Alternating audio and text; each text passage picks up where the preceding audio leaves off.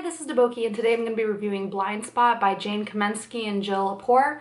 Blindspot is a historical fiction novel set just right before the American Revolution. It follows the story of Samuel Jameson, a painter who is escaping his debts in Europe and ends up in Boston and basically trying to make just face portraits of people who belong to the upper class. He takes on this young apprentice who he thinks is a young boy, but is actually Fanny Easton, an upper class woman who has disguised herself as a boy, following her disgrace after ending up pregnant out of wedlock. Jameson is also trying to find his friend Ignatius, an eminently educated European black man who has been sold into slavery in the US. These different thread lines come to a head when an upper-class member of Boston society is murdered, bringing together a lot of conflicts about race and class, as well as the imminent revolution. My absolute favorite thing about this book is the prose. There are three main types of styles going on. So the first is an epistolary novel. So basically these are parts of the story that are being told from Fanny Easton's point of view, where she's writing a letter to her friend and we get to see these letters being written.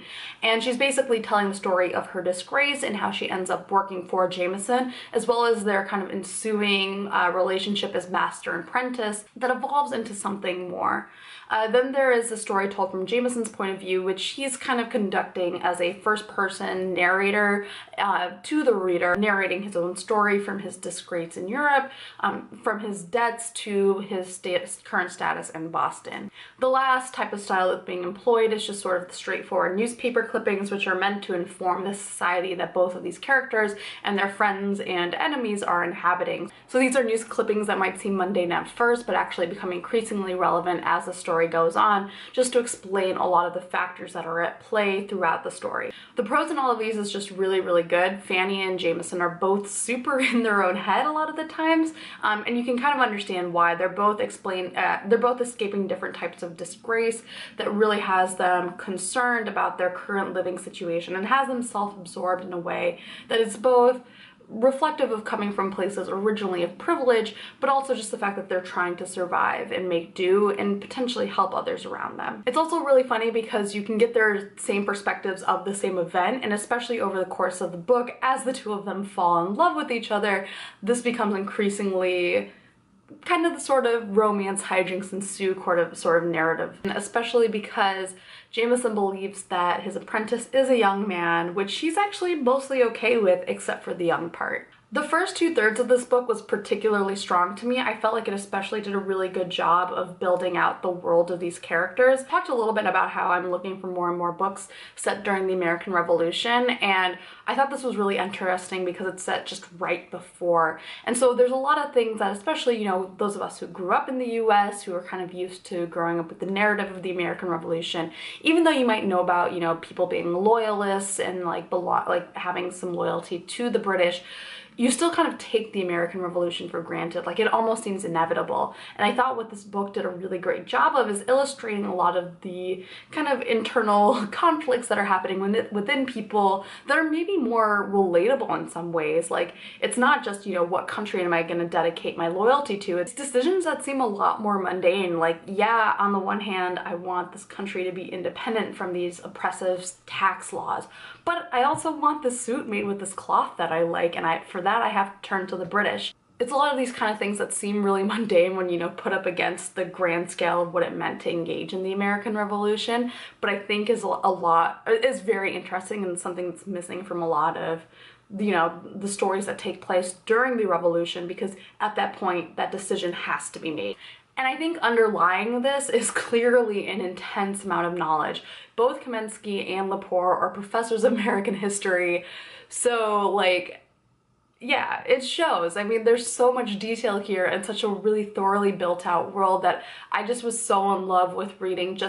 I was in love with reading the narrators and their voices and seeing the society that they're navigating. I thought the book also did a really great job of building not just, this upper and middle class and building not just the upper class kind of white society that we probably associate strongly most with the American Revolution, because that's where the founding fathers came from, but also the slaves whose, their captivity is in direct contradiction to a lot of the ideas that are being bandied about as people complain about taxes. And I thought this book was really great for holding this kind of upper class white society accountable for slavery, whether it's like an immediate participation in it or a passive support of ideas that perpetuate slavery. And I really appreciated how they built out some of the slave communities and kind of dialogue between slaves versus dialogue between white people, and really having a distinction between the traumatic experiences you can have, for example, as a white woman that Fanny Easton has, and how that's still traumatic, but it's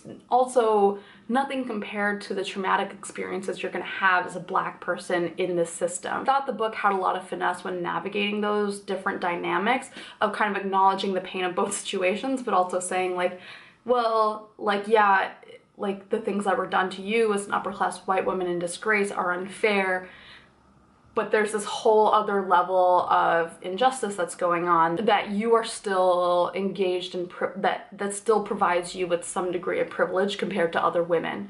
I appreciate that the book did give the Black characters some voice, though I do think it could have given them a more prominent role in the novel, especially because they were clearly the smartest people. While I did really like the first 2/3 of this book, I think the last third is kind of where it fell apart for me. It felt a lot like the authors had a ton of fun building the world of the novel and like employing a lot of their knowledge about this time to build out the characters and their voices and the world they live in. And then the last third felt like, oh shit, we have this story that we're supposed to be telling, we have this whole plot that we're supposed to be wrapping up, how do we do this?